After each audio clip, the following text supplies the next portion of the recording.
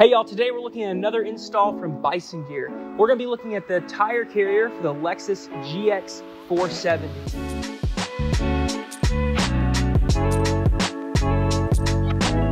What I love most about this product is it helps solve a problem, and that is getting your spare from underneath your vehicle to the back of your vehicle. That's going to make it easier for tire changes. That's going to make it easier to be able to mount additional accessories so that way you don't have to have it inside your vehicle. And ultimately, realistically, you're just going to look a lot cooler with it on the back of your vehicle. What I love most about this package and the way that Bison Gear kitted it out is you can really tell that they thought about the little things to provide for their customers, so that made it as easy as possible on them. Things like drill bits and thread locker and sealant, so that way your vehicle doesn't rust after you drill into it. Those show that Bison Gear really cares about their customers. Now, you will need additional tools in order to make this job successful. Things like a riveting tool, a torque wrench, a drill, obviously, and I'll leave a list of those tools in the description so that way you can have those on hand. But otherwise, let's get started.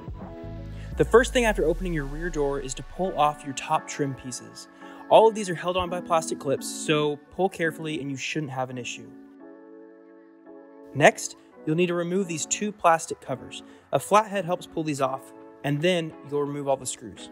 For the rear handle, the two clips holding that in place need to be pulled straight back and out. Once those are out, hold the main panel with one hand and give the handle an outward pull with the other to remove it. Remove all spare tire changing hardware, then we're going to remove the main rear panel.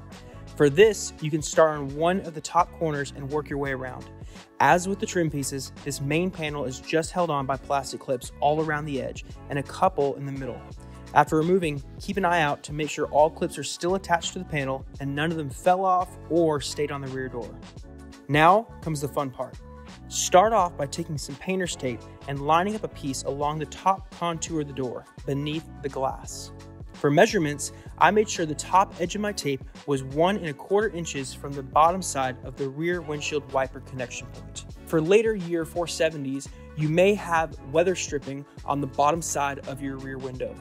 Next, line up your tire carrier to the top edge of the tape and center the divot with the center of the rear windshield wiper. Once lined up, mark your holes with a pen and center punch each hole. Now grab the included drill bits and, starting with a 3mm bit, make your pilot holes. Once those are made, you can move up to the 11mm bit for the final hole. After you drilled your holes, remove the tape and paint the edges with the included paint to prevent any rust. Next, you'll get ready to install your brackets inside the rear door housing. To make room for this, I unplugged two connectors so that I could better slide the bracket into place since it's already a tight fit. The first connector is a simple pinch and pull tab that is on the outside of the door. You will then use a small flathead or pointed tool to pull it off the door. The second connector is inside the door housing towards the top. This connector is more easily disconnected with a pointed pry tool.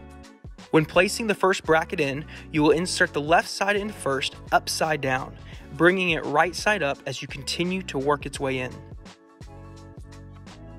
This is the portion where a friend will come in handy. Have them hold the bracket in place and take the included bolts and screw in the tire carrier using the two middle bolts. At this point, you are just getting the tire carrier lined up to drill your bottom holes. Next, place painter's tape underneath the bottom portion of the tire carrier. Double check that the carrier is level, then mark out your holes for the bottom portion. Remove the carrier and tap and drill your holes on the bottom section as you did with the top, starting with a 3mm bit and working your way up to the 11mm bit. Once drilled, remove the tape and paint the edges with the included paint. As you get ready to officially install the carrier, remove the red 3M tape cover from the top and bottom lips of the carrier. Take the included blue thread locker to make your screws extra secure. And yes, the tube did bust and get all over my hands. Have your friend line up the top bracket inside the rear door, line up the carrier, and hand tighten the included bolts. Next, take the bottom bracket and place it inside the bottom of the rear door, starting from the left side opening. This again is most helpful with a friend. Grab your torque wrench and tighten it down to roughly 88 foot-pounds. You'll then want to drill two holes, one on each side of the brackets that hold the door handle. These need to be 8mm holes that go through the door and the stainless steel top bracket. Moving to the bottom of the door, place a piece of painter's tape to make marks for the bottom striker plate. Measuring 1.5 inches from the inside of the door, you will make 2 marks, one that is 2.5 inches from the door stay and one that is 8.25 inches. Center punch and drill 2 8 to 9 millimeter holes. Install the support plate with the chamfered side facing the trunk. Using the included nuts, tighten bolts for the support plate. Since the fit is tight, it might be helpful to use some tape to keep the bolt held onto the wrench. Next, we will remove the plastic cover near the trunk. First, remove the cap on the door limiter. Unscrew the bolt and pull the limiter off. From there, the trim piece comes off with a couple pulls. Place the tongue support in the center part of your bumper and mark your holes. Use a center punch and work your way up to an 11 millimeter hole. Once drilled, use paint to cover the bare metal. Using your riveting tool, install a rivet on each side and install using the M8 bolts. Be sure to leave them loose for now so that the support can move up and down. You'll tighten these down later. Repeat this process for the bottom side of the tongue support. Once installed, shut the door and make sure the support plate and tongue support make contact. If the tongue support needs to be raised, use the included washers on the underside and then tighten everything down. Place the mount head in a position that best suits your wheel size, adjusting the wheel angle and distance from the door. If necessary, you can use the included aluminum spacers. This is also a great time to remove and attach the backup camera with the included attachments. Lastly, cut a space for the tongue to stick out of the plastic cover.